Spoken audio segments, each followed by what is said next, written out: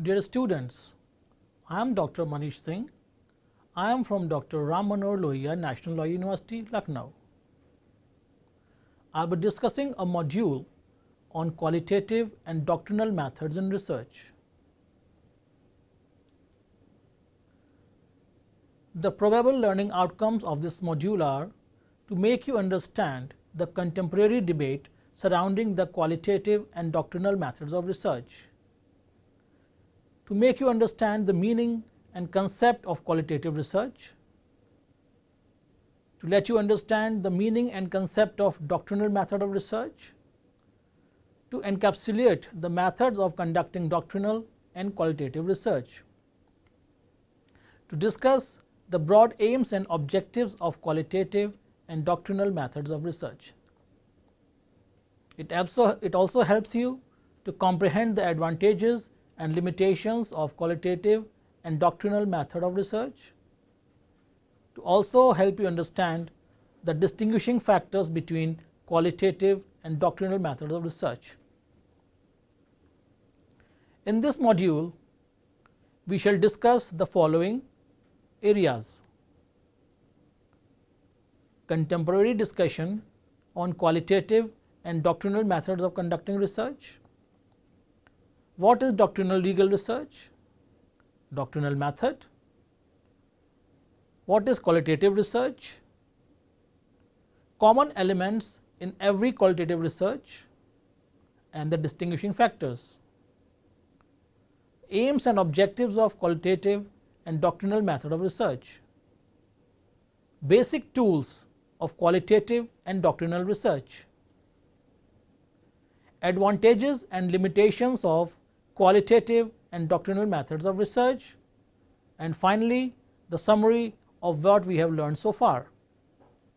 A brief short introduction to qualitative or doctrinal research debate would be fit to locate both of them and analyze them with respect to their positives and shortcomings.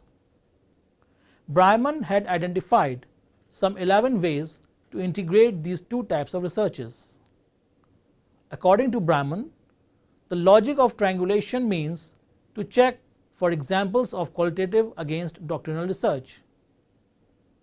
The qualitative research outcome can support doctrinal method and vice versa. Both are combined in to provide a more general pictures of the issue under study. Structural features are analyzed with doctrinal methods and processual aspects with qualitative approaches. The perspective of the researcher derives the quantitative approaches, while qualitative research emphasizes the viewpoint of the subjective. According to Bryman, the problem of generality can be solved for qualitative research by adding doctrinal findings, whereas qualitative findings may facilitate the interpretation of relationship between variables in data sets. The relationship between micro and macro levels in a substantial area can be clarified by combining the two researches, which can be appropriate in different stages of the research process. Finally, there are hybrid forms that use qualitative research and quasi-experimental designs.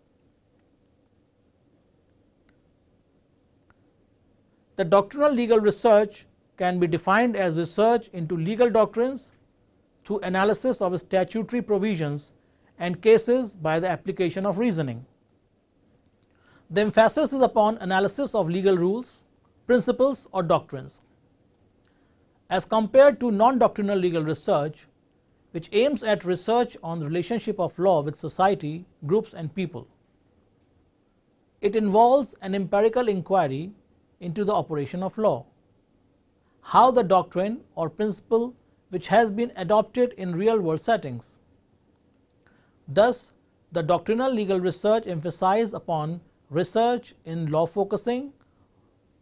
Thus, the doctrinal legal research emphasizes upon the research in law focusing on the black letters of the law. The non-doctrinal research focuses on research about law. Here the researcher is interested in knowing about the law in action. The former can be understood as armchair research, or basic or fundamental research. The later is empirical research. The doctrinal method begins by taking up a proposition as a starting point of focus. He then locates the law in statutes, judicial pronouncements, and discussions in commentaries, textbooks, journals, and debates, reads them in a holistic manner, analyzes them, and writes his findings. For example, a research on proposition of prevention against double jeopardy under criminal law would begin with locating the law in Constitution and criminal law materials. On the basis of the analysis of the same, the researcher may advance the set of formulations or may also highlight the objective behind the proposition and may propose what it ought to be. On the other hand, qualitative research developed as an alternative to quantitative research. It has grown from simply not being quantitative research.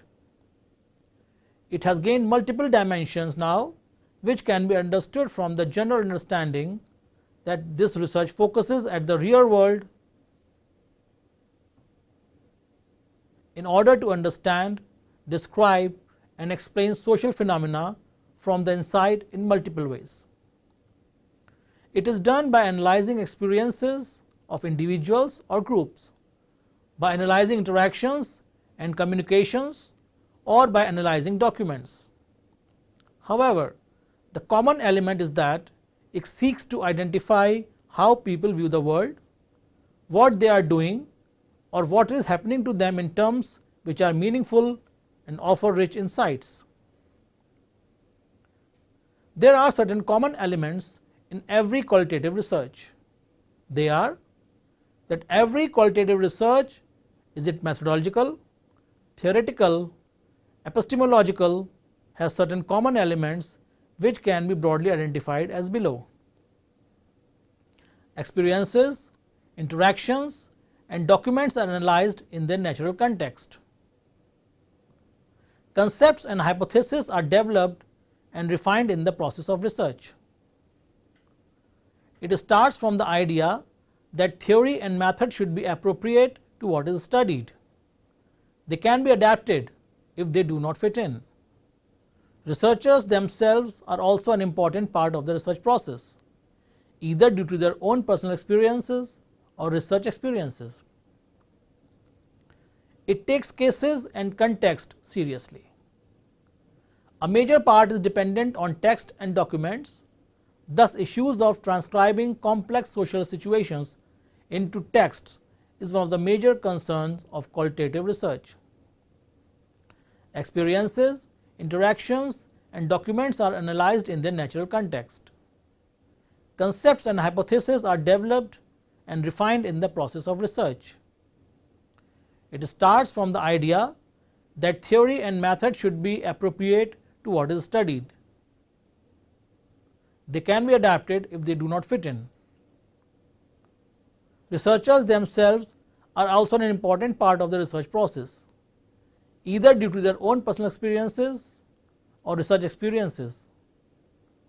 It takes cases and context seriously. A major part is dependent on text and documents. Thus, issues of transcribing complex social situations to text is one of the major concerns of qualitative research. There are certain distinguishing factors between qualitative and doctrinal methods. The qualitative legal research is different from doctrinal legal research on many grounds. Some of them are: it lays down a different emphasis upon legal doctrines and concepts.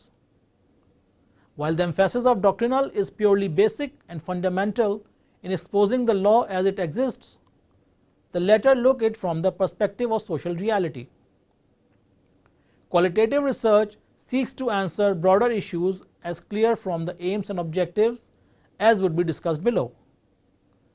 The doctrinal research has a focus on a particular point of law. It does not focus exclusively on case reports and other traditional primary and secondary legal documents for analysis. However, it is dependent on doctrinal methods in the sense that without a thorough grasp on fundamentals, the qualitative researcher would not be able to chart his voyage in a meaningful manner.